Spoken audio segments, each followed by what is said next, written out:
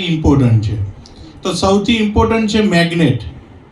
આપણે જે મેગ્નેટાઇઝ પાણી જે વોટર એનર્જી પેડ યુઝ કરીએ છીએ એના બદલે આની અંદર મેગ્નેટ નિયોડીમિયમ. કયા મેગ્નેટ? નિયોડીમિયમ. બરાબર છે. અમુક લોકો નિયોડિયમ કહે છે પણ નિયોડી પછી મિયમ, MIUM. બરાબર. એ નિયોડીમિયમ મેગ્નેટ એની અંદર યુઝ કરેલા છે હેવી. 9 પ્રકારના ક્રિસ્ટલ છે. ક્રિસ્ટલનો પાવર કેટલા લોકો જાણે છે?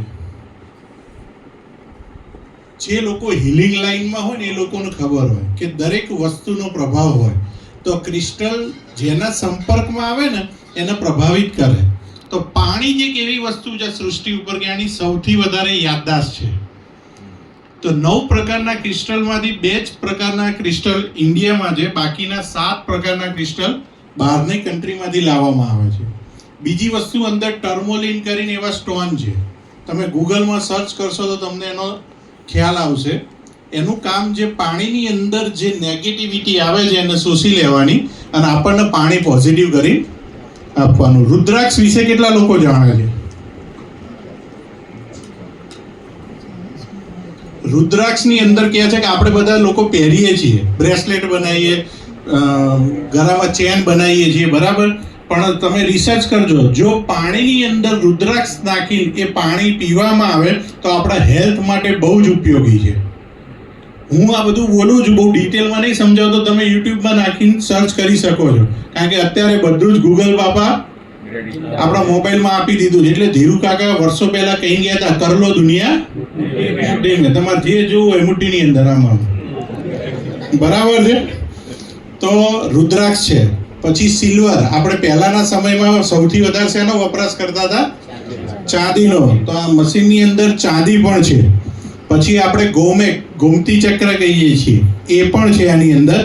બધી આપણે દિવ્ય શક્તિ જે કહીએ છીએ ને, જેની અંદરથી આપણને પોઝિટિવ વાઇબ્સ મળવાના છે, મેગ્નેટાઇઝ પાણી મળવાનું, એ બધી જ વસ્તુ આની અંદર છે પાનેસિયા ડિવાઇસમાં.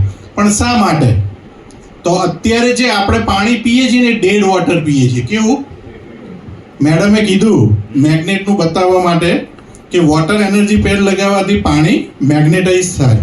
આપણે પહેલા કૂવાનું પીતા હતા, નદીનું, બોરનું, હેડપંપથી કાઢેલું. તો એ જમીનમાંથી ડાયરેક્ટ પાણી આવતું હતું. તો જમીનના સંપર્કમાં આવવાથી શું થતું હતું? મેગ્નેટાઇઝ થતું હતું. કારણ કે પૃથ્વી પોતે જ ચુંબકનો એક મોટો ગોળો છે. બરાબર. પણ થયું એવું કે હવે આપણે જે પાણી પીએ છીએ ને એ આપણે સ્ટોર થયેલું વોટર પીએ છીએ. મ્યુનિસિપાલિટીના જેટલા વોટર ટેન્ક બનેલા છે, શેના બનેલા છે? RCC ના બનેલા છે, મજબૂત. તો એની અંદર લોખંડનો વપરાશ છે. જે પાઇપમાં આપણી સોસાયટી, આપણા ફ્લેટ, આપણા એપાર્ટમેન્ટ, કોઈ પણ જગ્યાએ આવે છે એ પાઇપો શેની બનેલી છે? આપણી સોસાયટીમાં જે અંડરગ્રાઉન્ડ સ્ટોરેજ કર્યા છે પાણીના, એ શેના બનેલા છે? RCC. એની અંદર લોખંડનું પ્રમાણ વધારે છે. તો જે નેચરલ જમીનમાંથી મેગ્નેટાઇઝ પાણી હતું, આપણા ઘરે પહોંચતા કેવું થઈ ગયું?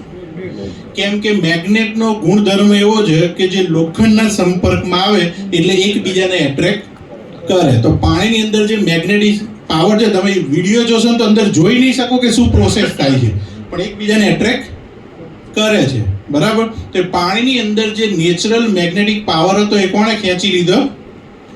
લોખંડે. આપણે ઘેર આવ્યું ત્યાં સુધી કેવું થઈ ગયું? પાણી ડેડ વોટર. એમાંય પાછું આપણે આરો લગાવીએ છીએ. જરૂરી છે.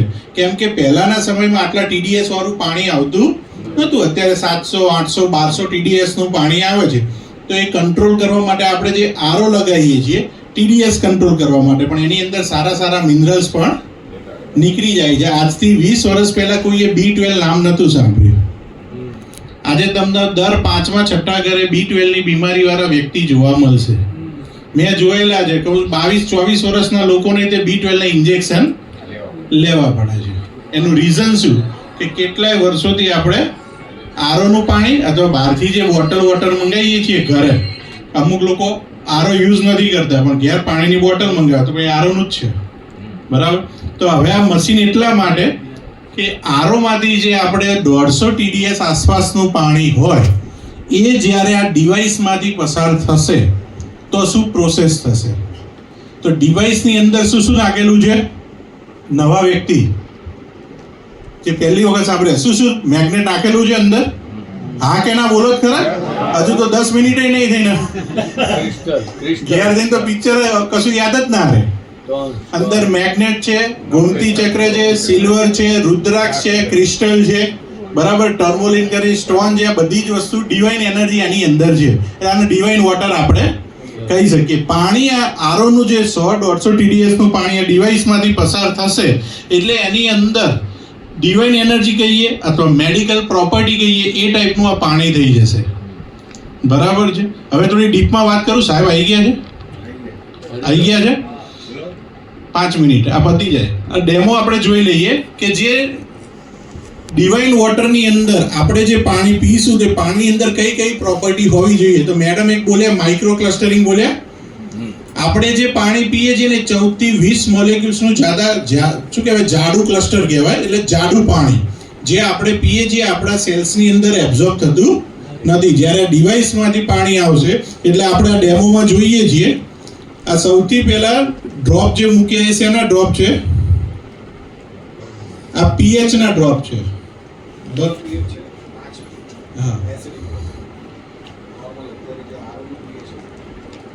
અત્યારે આપણે જે ઘરે જે આપણે આરઓ નું પાણી પીએ છીએ ને, આ એ પાણીનો કલર અંદર જે ડ્રોપ નાખ્યા એ પીએચ ટેસ્ટર અંદર એડ કર્યું. કયું? PH tester. બરાબર છે. પોટેન્શિયલ હાઇડ્રોજન જે કહીએ એટલે જે 7 pH હોય તો સમજો ન્યુટ્રલ છે. અત્યારે આજે આપણે પાણી પીએ છીએ 6.5 pH નું છે. બરાબર. અને આપણા હેલ્થ માટે જરૂરી છે 9 pH આસપાસનું પાણી. તો આ મશીનમાંથી જે પાણી બહાર નીકળશે એ 9 pH આસપાસનું થશે.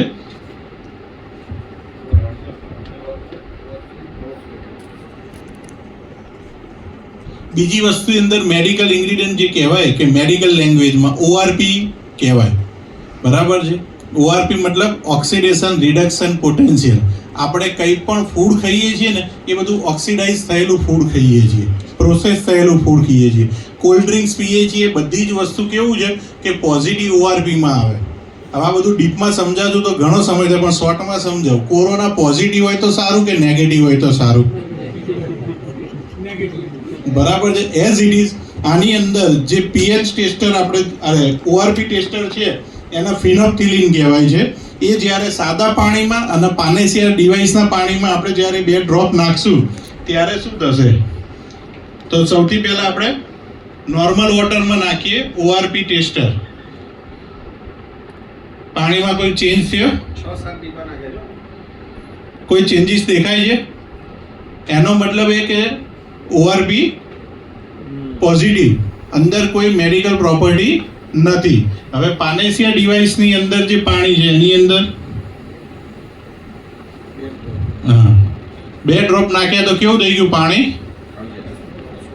બરાબર. -300 ORP નું પાણી છે એટલે એન્ટીઓક્સિડન્ટ આપણા શરીરને વધારે પાણીમાંથી મળશે.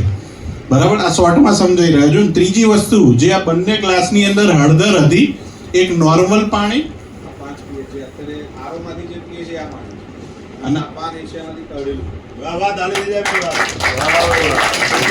કલર ચેન્જ એટલા માટે દેખાય છે કે હળદરની અંદર જે મેઇન એનું કર્ક્યુમિન તત્વ કહેવાય ત્યાં સુધી આપણું પાનેસિયા ડિવાઇસનું પતલું પાણી પહોંચી શક્યું. એના હિસાબે એના ઓરિજિનલ ઇન્ગ્રેડિયન્ટ્સને પાણી એબ્ઝોર્બ કરી શક્યું. જ્યારે પેલું જાડું પાણી હોવાથી હળદરમાં કોઈ જાતનો ચેન્જીસ થયો નહીં. એટલે આપણા બોડીની અંદર સેલ્સની અંદર પેનિટ્રેટ થવા માટે પતલું પાણી જોઈએ. જે આ ડિવાઇસમાંથી જ્યારે પસાર થઈને આવશે ત્યારે પતલું પાણી હશે, એબ્ઝોર્બ થશે. બરાબર. આ પાનેસિયા ડિવાઇસ હકીકતમાં બહુ ઇમ્પોર્ટન્ટ છે. ફરી કોઈક વખત આપણે એવું રાખીશું કે 1 કલાકનું પ્રેઝન્ટેશન ફક્ત પાનેસિયા માટે રાખીશું. બરાબર છે. થેન્ક યુ હિતેશભાઈ, ધન્યવાદ.